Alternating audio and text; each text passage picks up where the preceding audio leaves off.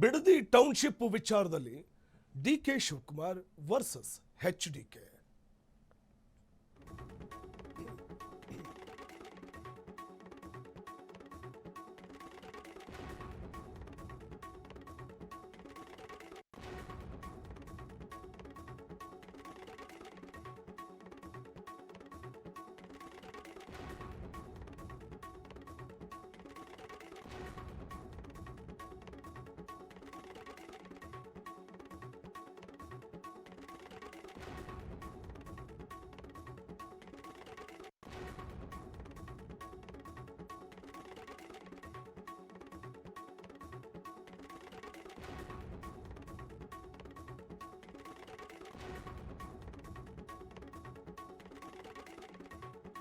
ಬೇಕಾದಂತ ಭೂ ಸ್ವಾಧೀನಕ್ಕೆ ಸರ್ಕಾರ ಅಧಿಸೂಚನೆ ಹೊರಡಿಸಿದ್ದು ರೈತರು ಬಿಡದಿ ಬಳಿ ಪ್ರತಿಭಟಿಸುತ್ತಿದ್ರು ಕೂಡ ಸರ್ಕಾರ ಅಧಿಸೂಚನೆಗೆ ಮುಂದಾಗಿರುವಂತದ್ದನ್ನು ನಾವಿಲ್ಲಿ ಕಾಣಬಹುದಾಗಿದೆ. ರೈತರ ಪರವಾಗಿ ನಾವಿದ್ದೇವೆ ಎನ್ನುತ್ತಿರುವ ಜೆಡಿಎಸ್ ನಾಯಕರು ಕಾನೂನು ಹೋರಾಟಕ್ಕೆ ಬೆಂಬಲ ನೀಡ್ತೀವಿ ಅಂತ ಒಂದ್ ಕಡೆ ಎಚ್ಡಿಕೆ ಹೇಳ್ತಾ ಇದ್ದು, ಈ ಹಿಂದೆ ರೈತರ ಪರವಾಗಿ ಹೋರಾಟ ಮಾಡಲು ಸಿದ್ಧ ಅಂತ ಎಚ್ಡಿಕೆ ಹೇಳಿದ್ರು. ಬಿಡದಿ ಟೌನ್ಶಿಪ್ ವಿಚಾರದಲ್ಲಿ ಡಿಕೆಶಿ ವರ್ಸಸ್ ಎಚ್ಡಿಕೆ ಅನ್ನುವಂತಿದ್ದು, ಟೌನ್ಶಿಪ್ ಯೋಜನೆ ಹೆಸರಲ್ಲಿ ರಾಜಕೀಯ ಶುರುವಾಗಿದೆ.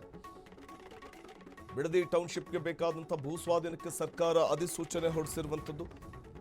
ರೈತರು ಬಿಡದಿ ಬಳಿ ಪ್ರತಿಭಟಿಸ್ತಾ ಇದ್ರು ಕೂಡ ಸರ್ಕಾರ ಅಧಿಸೂಚನೆಗೆ ಮುಂದಾಗಿರುವಂಥದ್ದು ಯಾಕೆ? ಇಷ್ಟೊಂದು ತರಾತುರಿ ಯಾಕೆ? ರೈತರ ಪ್ರತಿಭಟನೆ ನಡುವೆಯೂ ಕೂಡ ಅಧಿಸೂಚನೆಯನ್ನ ಹೊರಡಿಸಿರೋದಕ್ಕೆ ಕಾರಣ ಏನು? ಆ ಜಿದ್ದಾಜಿದ್ದಿಯಿಂದ ಈ ಅಧಿಸೂಚನೆ ಹೊರಡಿಸಿದ್ದಕ್ಕೆ ಕಾರಣ ಏನು?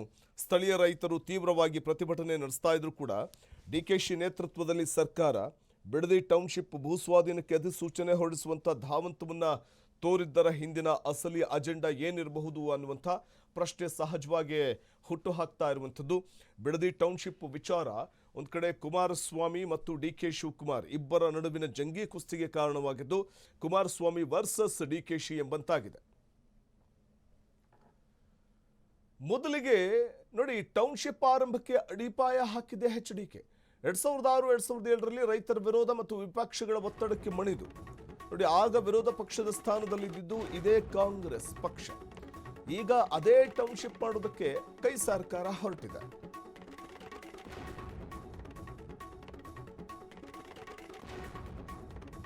ಮೊದಲಿಗೆ ಟೌನ್ಶಿಪ್ ಆರಂಭಕ್ಕೆ ಅಡಿಪಾಯ ಹಾಕಿದ್ದೆ ಕುಮಾರಸ್ವಾಮಿ.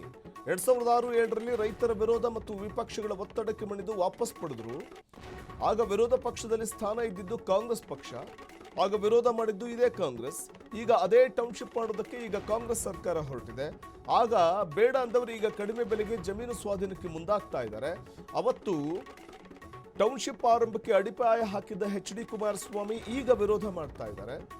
ನೋಡಿ ಹೆಂಗಿದೆ ಅಂತ.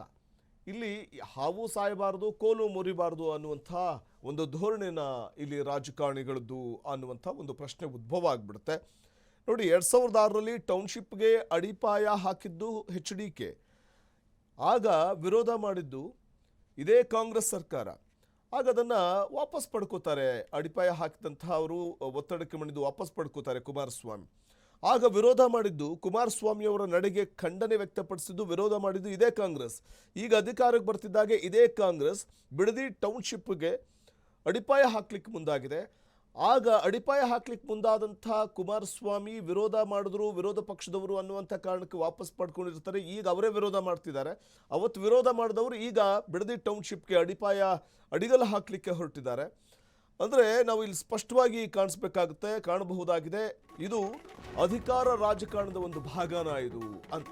ಹಳೆ ಮೈಸೂರು ಭಾಗದಲ್ಲಿ ಟೌನ್ಶಿಪ್ ಬರ್ತಿರೋ ಹಿನ್ನೆಲೆಯಲ್ಲಿ ರಾಜಕೀಯ ಅಸ್ತ್ರವನ್ನು ಮಾಡ್ಕೊಳ್ತಾ ಇದ್ದಾರೆ ಕೇಂದ್ರ ಮಂತ್ರಿ ಎಚ್.ಡಿ.ಕೆ ಅನ್ನುವಂಥ ಒಂದು ಆರೋಪ ಇದೆ. ಬಿಡದಿ ರೈತರ ಧ್ವನಿಯಾಗಿ ನಿಲ್ತೇವೆ ಅಂತ ಕೇಂದ್ರ ಸಚಿವರು ಹೇಳ್ತಿದ್ದಾರೆ. ಹಳೆ ಮೈಸೂರು ಭಾಗದಲ್ಲಿ ಹಿಡಿತ ಸಾಧಿಸೋದಕ್ಕೆ ಈ ಒಂದು ಪ್ರಯತ್ನನ ಎಚ್.ಡಿ.ಕೆ ಮತ್ತು ಡಿಕೆಶಿಯದ್ದು. ರೈತರ ಪರವಾಗಿ ಹೋರಾಟಕ್ಕೂ ಕೂಡ ಜೆಡಿಎಸ್ ನಾಯಕರು ಸಿದ್ಧತೆ ಮಾಡ್ಕೋತಾ ಇದ್ದಾರೆ. ಟೌನ್ಶಿಪ್ ಮಾಡೇ ತೀರ್ತೀನಿ ಅಂತ ಡಿಕೆಶಿ ಹೇಳ್ತಾ ಇದ್ದಾರೆ. ಟೌನ್ಶಿಪ್ ಇಬ್ಬರ ನಡುವೆ ರಾಜಕೀಯ ಸಮರಕ್ಕೆ ಕಾರಣವಾಗುತ್ತಾ ಅನ್ನುವಂಥದ್ದೇ ಈಗ ಮುಂದಿರುವಂತಹ ಪ್ರಶ್ನೆ. ಇಬ್ಬರು ಕೂಡ ಒಕ್ಕಲಿಗರ ಗಾದಿಗೋಸ್ಕರ ನಡೆಸ್ತಾ ಇರುವಂತಹ ಒಂದು ಜಂಗಿ ಕುಸ್ತಿ ಅಂತಲೇ ಬಣ್ಣಿಸಲಾಗ್ತಾ ಇದೆ. ಸೊ ಹಾಗಾಗಿ ನೋಡಿ, ಇಲ್ಲಿ ಪ್ರಮುಖವಾಗಿ ಟೌನ್ಶಿಪ್ ಇಬ್ಬರ ನಡುವೆ ರಾಜಕೀಯ ಸಮರಕ್ಕೆ ವೇದಿಕೆಯಾಗಿ ಪರಿಣಮಿಸಿಬಿಡುತ್ತಾ ಅನ್ನುವಂಥ ಪ್ರಶ್ನೆ ಉದ್ಭವ ಆಗುವಂತೆ ಮಾಡ್ತಾ ಇದೆ. ಇಬ್ಬರೂ ಕೂಡ ಒಕ್ಕಲಿಗರ ಗಾದಿಗೋಸ್ಕರ ಪೈಪೋಟಿ ನಡೆಸ್ತಾ ಇರುವಂಥ ನಾಯಕರು. ಹಾಗಾಗಿ ಇದು HDK ವರ್ಸಸ್ DK ಅನ್ನುವಂತಾಗಿದೆ.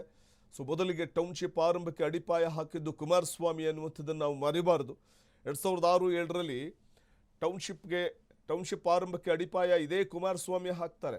ಆಗ ರೈತರು ವಿರೋಧ ವ್ಯಕ್ತಪಡಿಸ್ತಾರೆ ಮತ್ತು ವಿಪಕ್ಷಗಳು ಕೂಡ ವಿರೋಧ ಮಾಡಿದ್ರಿಂದ ಒತ್ತಡಕ್ಕೆ ಮಣಿದು ವಾಪಸ್ ಪಡ್ಕೊಳ್ತಾರೆ ಕುಮಾರಸ್ವಾಮಿ. ಆಗ ವಿರೋಧ ಪಕ್ಷದಲ್ಲಿದ್ದು ಇದೇ ಕಾಂಗ್ರೆಸ್.